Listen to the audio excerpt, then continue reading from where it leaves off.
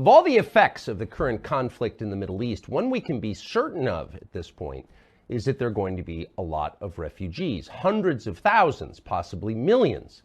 Where should they go? That's a real question. So if you were to suggest, well, why doesn't Israel take them in? It's their war.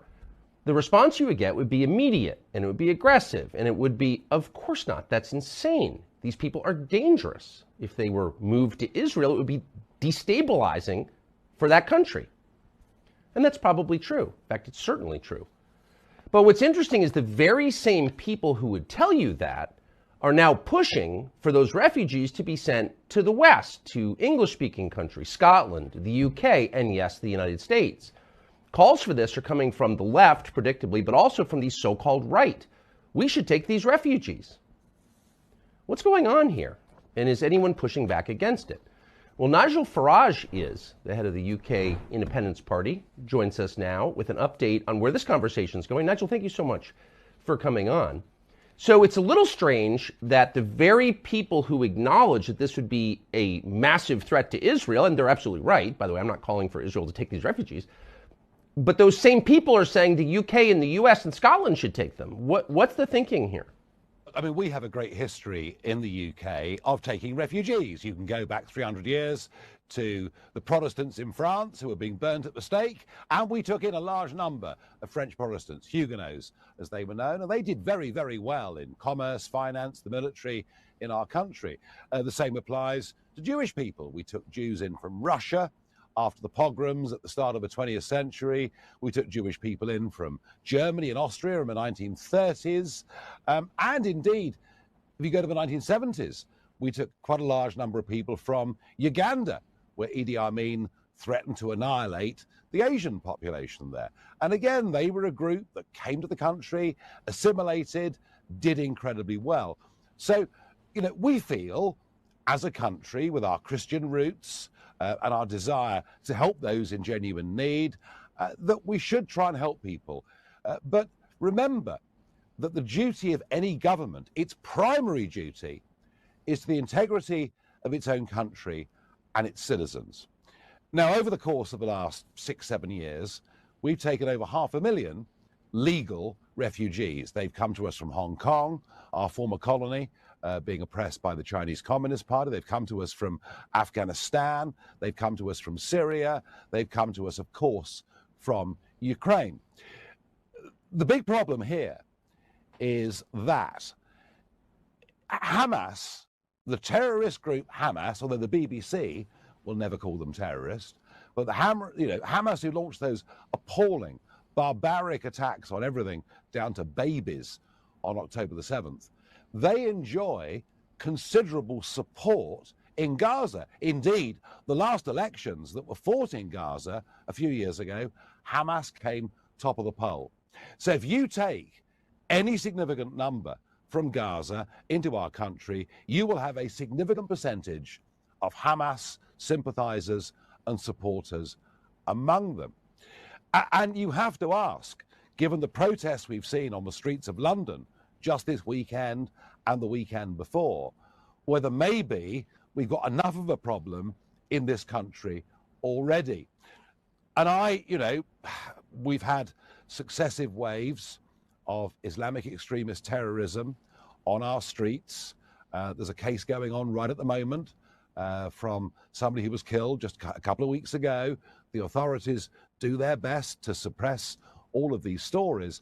So my argument, and I'm pretty much alone in this, is that if we take people from Gaza, they will actually pose, some of them, enough of them, will pose a threat to our national security. And if anyone should take them, Tucker, shouldn't it be the Egyptians? Shouldn't it be the Saudis? Shouldn't it be their co-religionists in that part of the world? And how interesting that Saudi Arabia didn't take a single person from Syria because they were worried of the impact it would have on Saudi society. Right. And the same goes for Egypt right now. So if they won't take them, why on earth should we threaten national security? But I want to go back to something you said at the beginning, that the English feel good about themselves because as a Christian country, and it is still, I think, officially a Christian country, though it's obviously not, but it is technically a Christian country. They feel good because they're expressing Christian charity in receiving all these refugees.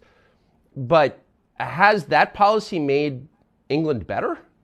Is it a more cohesive, happier country than it was 40 years ago? It doesn't seem to be at all. No, I mean, we have now got, and our London Metropolitan Police don't know what to do. We had people on the streets of London this Saturday shouting jihad. People on the streets of London carrying ISIS banners, chanting, going on the streets of London from Palestine to the sea, from the river to the sea, Palestine will be free, meaning Israel should be literally obliterated.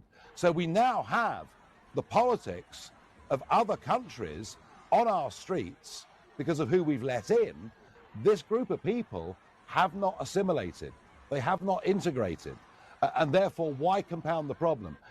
Historically, it's been a success. But in modern times, it is now dividing our society.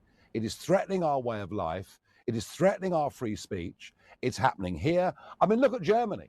Look at Germany. Can you believe that in Germany, of all countries, in the last week, Jewish people in Berlin have had Stars of David graffitied on their front doors?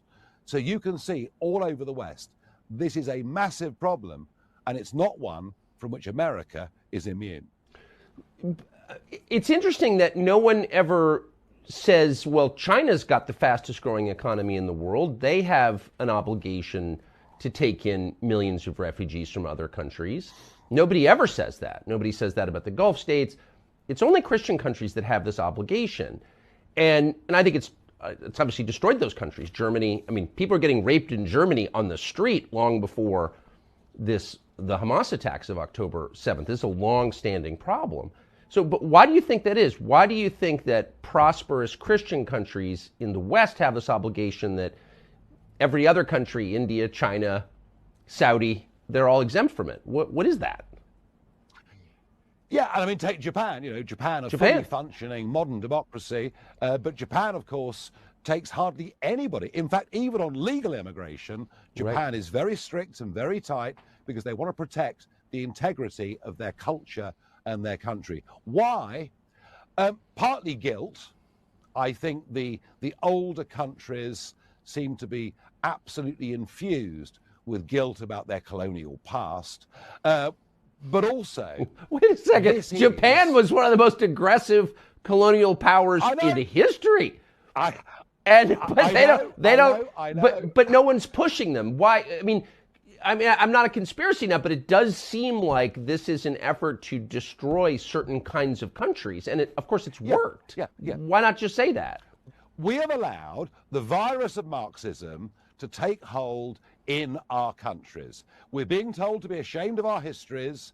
We're being told that we're institutionally racist. We're being told that we suffer, from our own form of bias, and we indoctrinate our school kids with this stuff.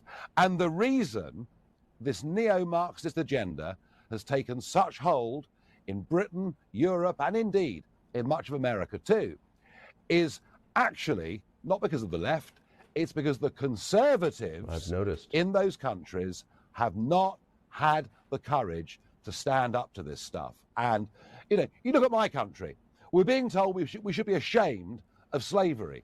Do you know, we spent nearly 50 years using the Royal Navy at massive cost, stamping out slavery, stopping the rest of Europe carrying out slavery. But nobody ever comes up with those arguments.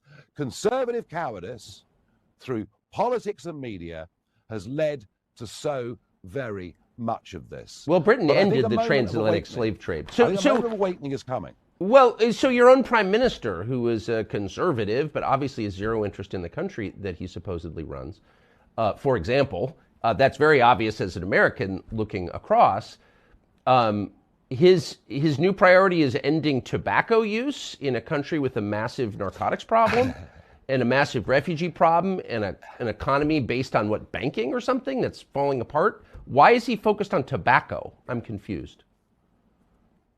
Do not for one moment please make the mistake of thinking the party that is now in power in my country and has been there for 13 years has anything to do with being conservative. They're not.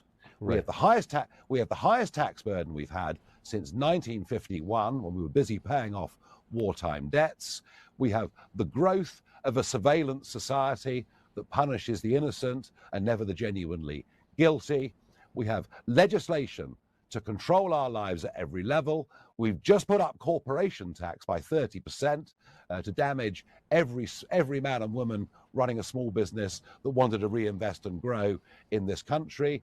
And despite Brexit, we still have not lifted the regulatory burden, which of course supports the big corporates but damages the entrepreneurs. And for Sunak, 1 year on from an election, to decide his main priorities were to stop anybody after 2009 buying cigarettes, whilst we have a massive, massive problem with drugs causing huge short-term damage to our youngsters. Oh, and the other thing is to fiddle around with the A-levels that 18-year-olds do. Neither of those two things would have been on the top 25 priorities of almost anybody in our country.